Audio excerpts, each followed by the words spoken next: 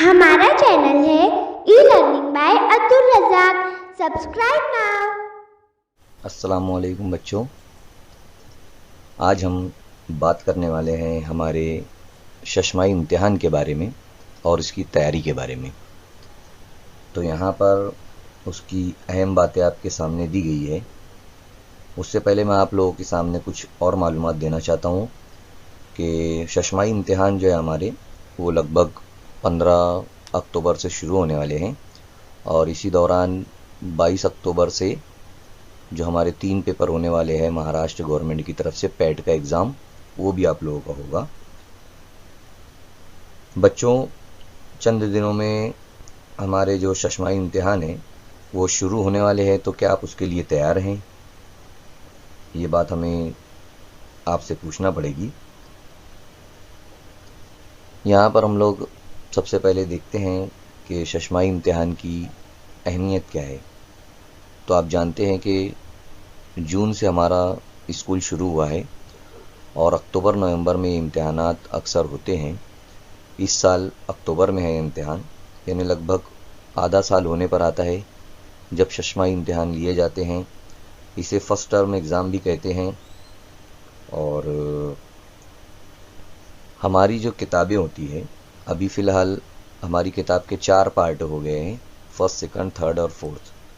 तो जो 2 पार्ट है, यानी किताब के जो 2 हिस्से हैं, उन 2 हिस्सों में से ये एग्ज़ाम लिया जाएगा, ये इम्तिहान उसमें से आएगा। और दूसरी बात, अब आपको इसकी तैयारी कैसे करना है, वक्त का सही इस्तेमाल हमें ज़रूरी है करना। इसके लिए मनसूबाबंदी करना पड़ेगी। मनसूबाबंदी हम किस तरीके से कर सकते हैं?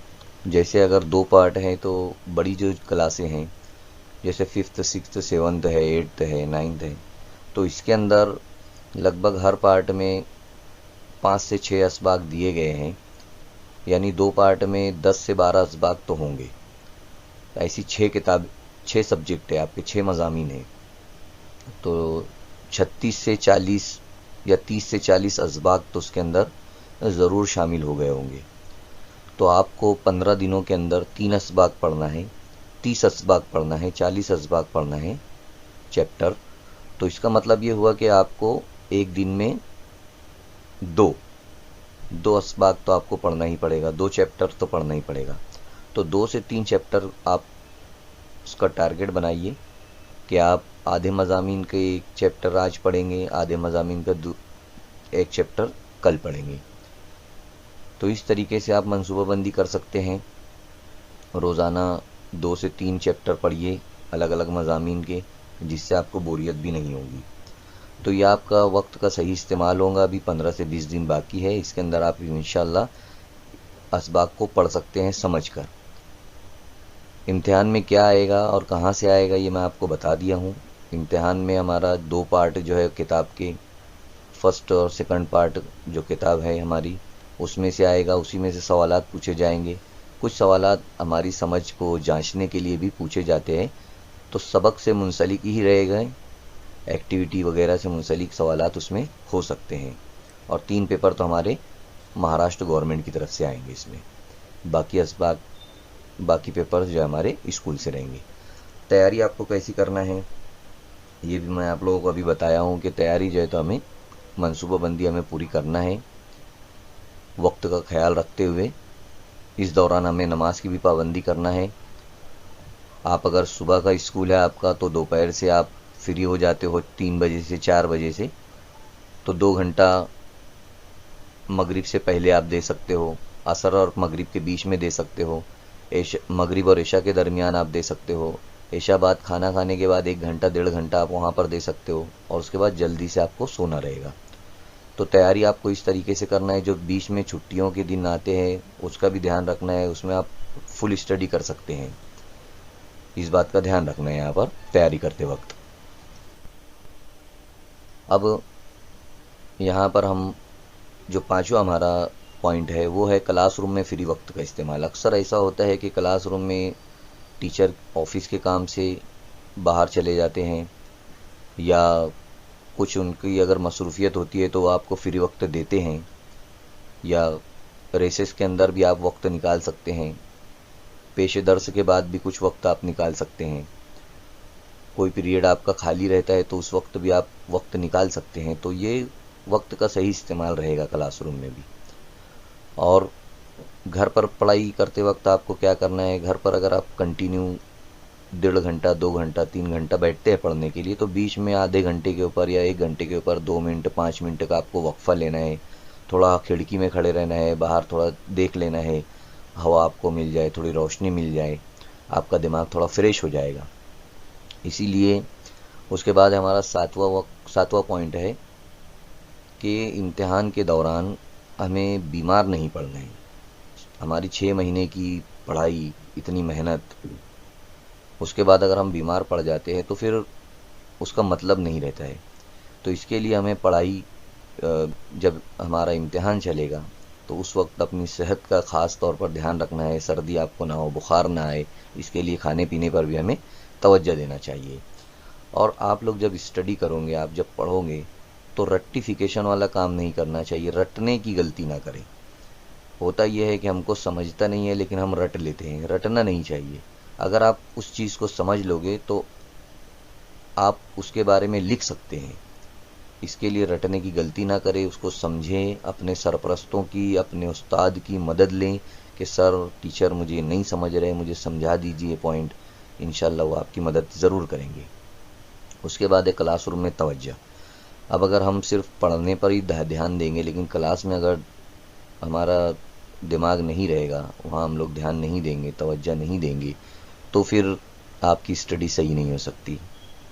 پھر آپ غلطی کر دو گے، وہاں پر آپ کو نہیں سمجھے گا. جب نہیں سمجھے گا تو آپ نہیں لکھ پاؤ گے.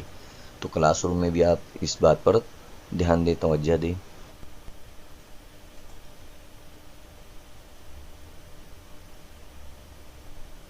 اب بات آتی ہے ہماری اعادہ کرنے کی. ہم نے بہت کچھ پڑھ لیا، 15 دن میں 20 دن میں آپ کی تیاری انشاءاللہ مکمل ہو جائے گی. لیکن کچھ دنوں کے بعد ہم جو پڑھتے ہیں وہ ہم کو تھوڑا بہت یاد رہتا ہے اور تھوڑا بہت ہم بھول جاتے ہیں. تو اس کے لیے کیا کرنا چاہیے، ہمیں واپس سے اس کو وقت دینا چاہیے.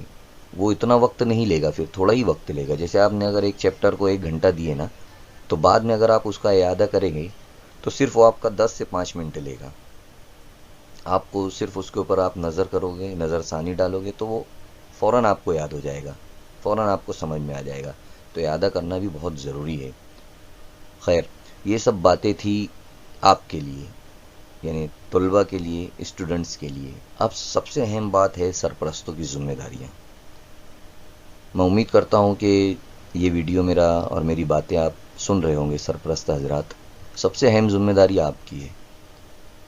آپ اگر چاہو گے تو آپ کا بچہ کلاس میں بھی توجہ دے سکتا ہے، گھر پر بھی وہ بیٹھ سکتا ہے. آپ اس سے پوچھئے کہ کلاس میں کیا چل رہا ہے.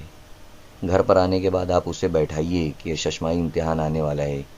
اس کو وقت نکال کر آپ خود دیجیے، آپ اس کے پاس بیٹھیے. اگر آپ کو نہیں بھی پڑھتے لکھتے آتا ہے اور آپ اس کے پاس بیٹھیں گے، پوچھیں گے کچھ سوالات کہ کیا چل رہا ہے، کتنے چیپٹر ہوئے ہیں، کہاں تک پہنچے ہیں، اس میں کتنے مضامین ہیں، مضامین میں کتنے چیپٹر ہیں، ہر اس میں آپ کے کتنے ہوئے ہیں، ہو جائے گا کیا پڑھنا. ان باتوں کو آپ اس سے پوچھیے.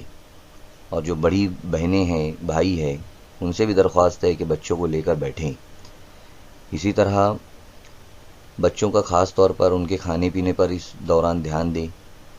ایسی غذائیں ان کو کھلائے جس سے آئے ان کا دماغ، ان کی صحت سب ٹھیک ٹھاک رہے، برابر رہے، وہ بیمار نہ رہیں. اس طریقے سے ہم یہ جو ششماہی امتحان ہے بچوں کو بہتر کامیابی اس میں دلا سکتے ہیں. یہ بنیاد ہوتی ہے، ششماہی امتحان بنیاد ہے 9 ماہی اگزام کی اور سالانہ امتحان کی. اور اس کو ہم لوگ آسانی سے نہ سمجھے کہ یہ بہت آسان ہے یا اس کی کوئی اہمیت نہیں ہوتی ہے. بہت اہم ہوتا ہے. جتنا یہ اہم ہوتا ہے اتنا ہی جو ہے تو سالانہ امتحان بھی اہم ہوتا ہے. اور جو ششماہی امتحان کے جو نتائج ہے یہی طے کریں گے کہ آپ کو اور ابھی کتنی محنت کرنی چاہیے آگے. تو انشاءاللہ تعالی میری کچھ باتیں تھیں وہ آپ کو بولنا تھا. انشاءاللہ اس کا کچھ نہ کچھ تو نتیجہ نکلے گا.